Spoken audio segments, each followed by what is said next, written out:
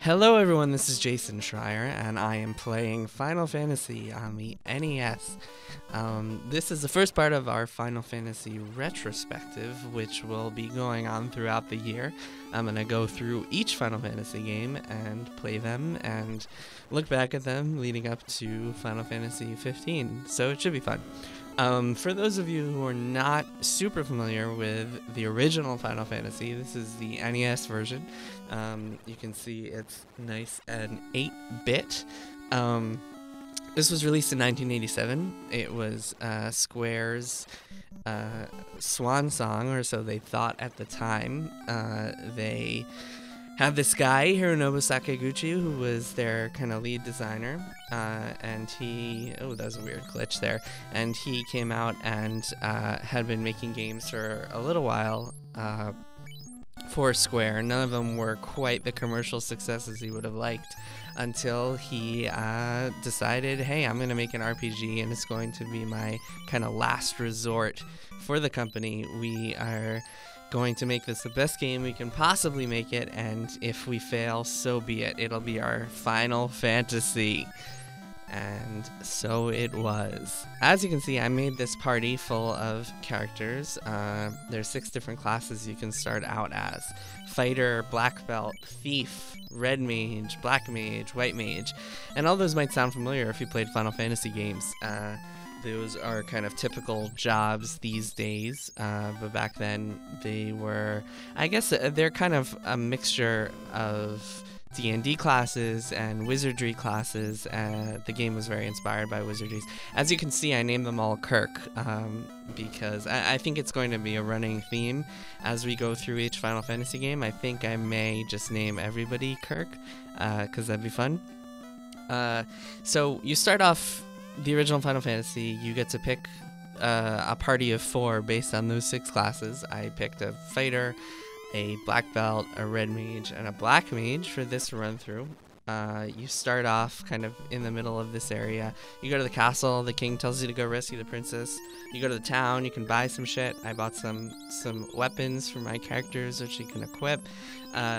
As you can see, there isn't a lot of information about the weapons, and the game back then, it came with a guide, and you were meant to consult the guide. So the guide would say, hey, this character class can equip this weapon, this character class can equip this armor, and it would give you kind of rudimentary statistics. This was, back in the NES, games were not typically good about giving you information on stuff like that. So as you can see, this is the battle screen. Turn-based battles took you to a different screen. This was high-tech stuff back then, believe it or not. And you can see the grass up top there. That's the battle backgrounds. One of the things that I will talk about in a bit is kind of a unique quirk to the battle system, which is one of the worst things about the game, playing it these days. But as you can see, it's kind of basic turn-based combat. You select options from a menu, attack monsters, so on and so on. The graphics, I mean, I must say, this does not look bad today. If not for some of the gameplay flaws, I think this would hold up well today. Aesthetically, it holds up really well just because everything's super clear and the art is cool, even for something that's 30 years old. So you'll notice that as I am fighting, I am having each character pick a different target. That is, I'm fast forwarding a little bit because everything's super slow. This is one of the big flaws in Final Fantasy, in the original Final Fantasy that I was talking about earlier, which is if I have all of my guys, just fast forwarding a bit, no big deal. If I have all of my guys attack one target and then one of my guys defeats that target and he's killed, it'll start saying for the other people, instead of moving them to the next target like it would in any modern game, it will say ineffective. They're trying to attack air and failing. So that, as you might realize immediately, that can get really annoying if you're fighting a lot of different battles over the course of the game. So this is the first boss, Garland, who is a pretty pivotal character in this game. I won't spoil anything, but he's a big deal. He's the first boss, and he steals the princess, and our job is to destroy him, which should be pretty easy. Let's see. Casting a couple spells, doing a little damage. This battle music, by the way, is killer, which is why I'm going to speed it up so we don't have to listen to it. There we go. All right, we got him. Our black belt Kirk was almost defeated, but we beat Garland. I'm going to fast forward a bit because this leveling stuff can get kind of boring. You have to wait as it scrolls through. I think there's a way to turn up the message speed, but I think you have to do it at the main menu screen before you even enter the game, so I'm not even going to bother. We're just going to play like 20 minutes or so. I'm going to use fast forward to jump ahead a little bit and see what we can find. As you can see, when you rescue Sarah, the princess, she teleports you back to the castle, which is one of those like modern gameplay techniques that you wouldn't think would be in a game that was released in 1987, but hey, it is there. In some of the dungeons in this game, you have to backtrack, and some of them, like that one, you don't. So we rescue the princess. The king is going to build us a bridge so we can move on to the next area. A lot of the structure for this game is built around doing tasks for people, which will unlock other tasks. So it's a lot of like chains of errands, which is something that will carry on throughout other Final Fantasy games to some extent. I think that future games in the series are better at giving you reasons to play and obstacles and tasks that don't feel like you're just kind of going on a sequence of delivering things and finding things for people. But back then, it was just how things got done. Shops in this game, in the original version of this game, were not fun because you have to do a lot of menu navigation, especially at the item shop where you can't buy more than, we'll see in a second, where you can't buy more than one healing potion at a time. Let's go over there. So yeah, we're just buying some basic spells. There aren't actually, again, it's the whole keeping information from you. You don't actually see what the spells do. You have to either consult the instruction manual or guess what each spell will do before you buy it. So here's the item shop. So as you can see, you're gonna heal potions that are super important in this game. But you can only buy one at a time. So later on in the game, it's kind of a whole thing where you just have to keep spamming it over and over again. So one of the things that's unusual about the original Final Fantasy compared to future games is that it's a lot about resource management. In future games, you never really have to worry about money that much or buying items because money is in very high supply. The difficulty level is generally pretty low. But in the NES Final Fantasy games, including this one, resource management was played a far more important role. So you really have to worry. I'm going to fast forward a little bit and start running away from battles and whatnot after this. So resource management plays a big role. So you have to really think about, hey, am I going to want to fight this random battle or run away?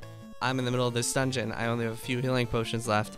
My mages can't cast many more cure spells. What should I do? So a couple things were important parts of this. One of them is that the spell system, instead of being based on magic points like it is in modern games, it's actually a more D&D type spell system where each of your mages has a limited number of each spell that they can cast. So like my black mage might have 3 casts of the level 1 spell, so he can only cast fire or lightning or ice one of 3 times, and then he runs out. And the only way to charge out is to go to an inn or use a tent or something like that. There's no way to do it in the middle of the dungeon, so you really have to plan ahead and think before you enter a dungeon, what am I going to do, how am I going to do this? So this is the second town of the game, Provoca. I like that there's a guy with a mohawk just hanging out there. It's 8-bit, you can still have some good hairstyles. I do not have enough money to stay at the inn, but they do helpfully tell me to hold reset while I power off. I'm not actually sure what that did, if it made a difference, but that was a thing back in the day. Gotta hold reset when you power off. I really have no idea if you know, chime in or post in the comments or whatever. Let me know if that actually did something, because I'm very curious. And so we are going to talk to this pirate.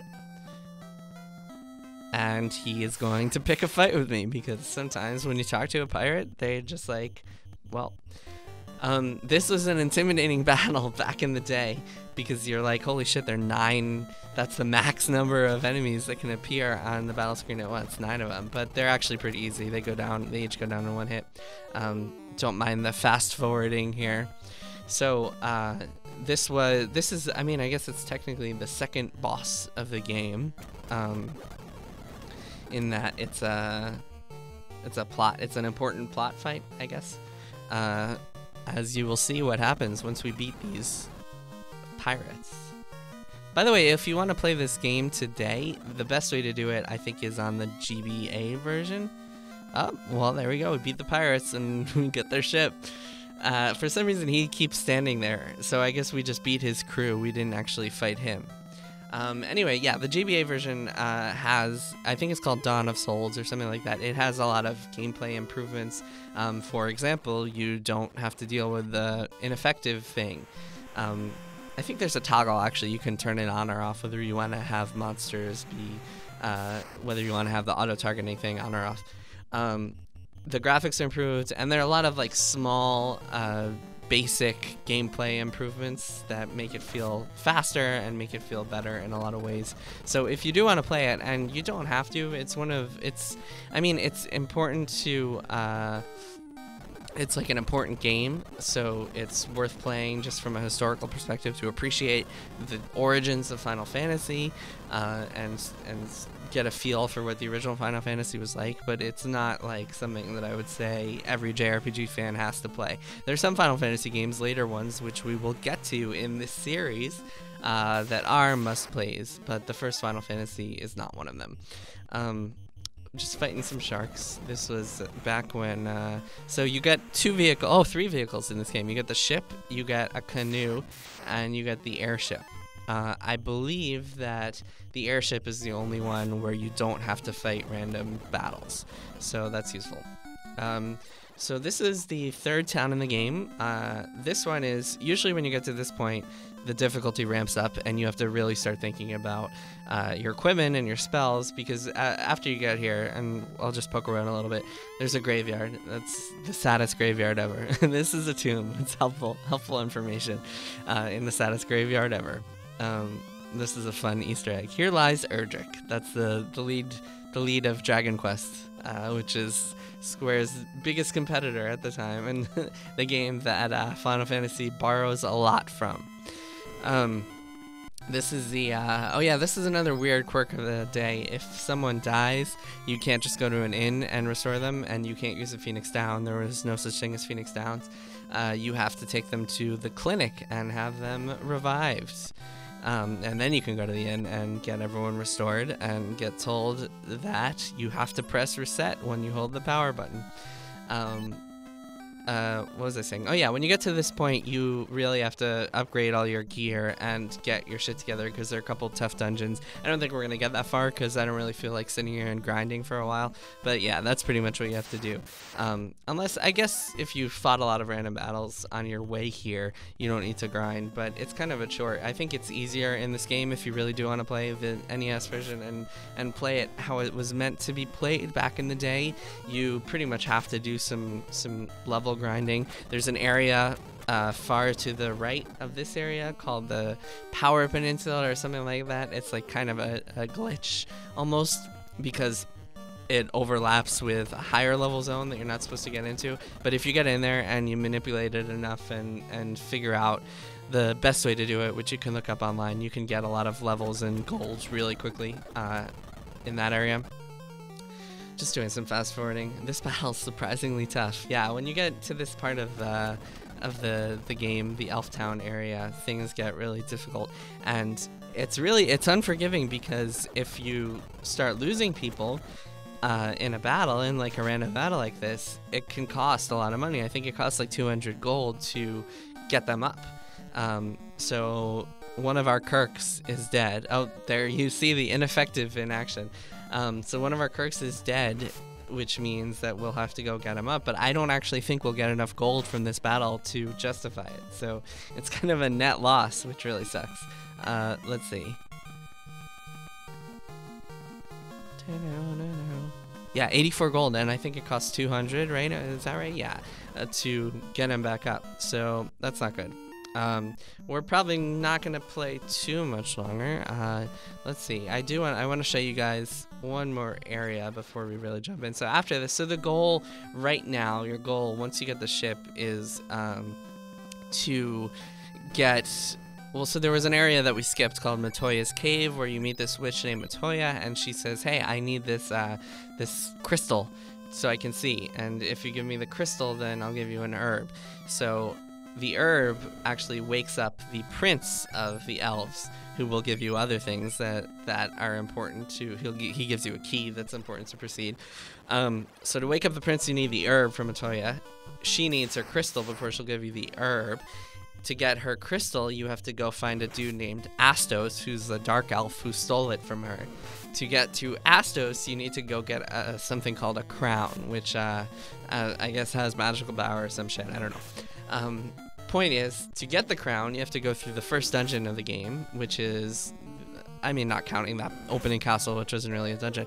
The first dungeon in the game, which is the Marsh Cave. And really, I'm getting slaughtered, so I'm probably just going to call it pretty soon.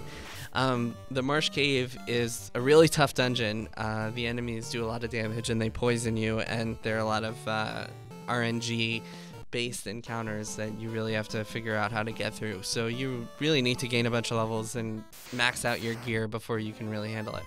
I'm just gonna run away and belt it for. I'm gonna show you guys Astos. Yeah, let's see if we can zip through. Anyway, so the Marsh Cave. Yeah, the Marsh Cave is tough. Just doing some fast. I think we're gonna just lose in this battle. Man, poor Kirks. Alright, let's see what happens when we get a game over, and we'll play it from there. But anyway, yeah, the Marsh Cave is tough. You want to level up and get your party in good shape once you get there. But yeah, this is a tough game. It's unforgiving. I would not recommend it to people who aren't looking for a challenge in their RPGs. Yeah, it's safe to skip, I would say. Really, the first 3 Final Fantasies are safe to skip, even if you want to go back, and even if you're a newbie to the series and you want to go back and say, hey, I want to play every single Final Fantasy game, I think it's safe to skip. Poor Kirk Party. I think it's safe to skip the first 3. So actually, I think we'll continue. Oh, that must be, yeah, that's the battle message. Yeah, I think we continue right from where we last went to the end. Do we get, is our health all back to normal? Let's see. Yeah, so we're healed.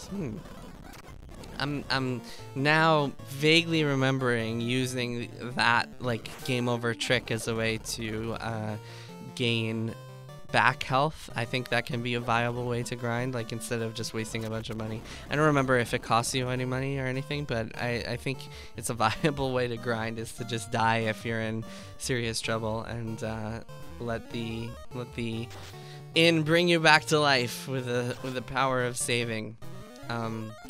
This ogre battle, from what I remember back in the day, man, I first played this when I was very little, probably 2 years old or so.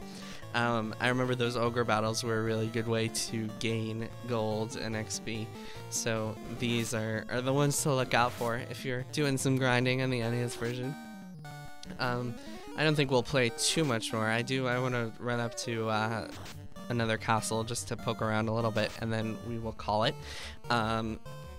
Let's see. Yeah, you can see the spell system in action right now. Like, I think Kirk, our Black Mage Kirk, Black Kirk, just used all of his fire spells, all of his level 1 magic spells, so now he can't do it anymore. So we'll just have him attack this creep. I like the names of the enemies. There was a lot of creativity in this game back then that even shows today. Like the names of the monsters and just the looks of them. Like they looked like nothing you had seen before. Some of them were typical fantasy stuff like ogres and dragons and whatnot, but there were also like weird things. And it felt like Like, there's even a lot of sci-fi in the game. There's an entire sequence at the end involving robots and flying space fortresses and stuff like that. So you could tell, like, looking back at this now, you can see that it really feels like, hey, I know this is the beginning of Final Fantasy as we know it. The characters are even all holding orbs, which are basically the crystals of back then. And thanks for watching.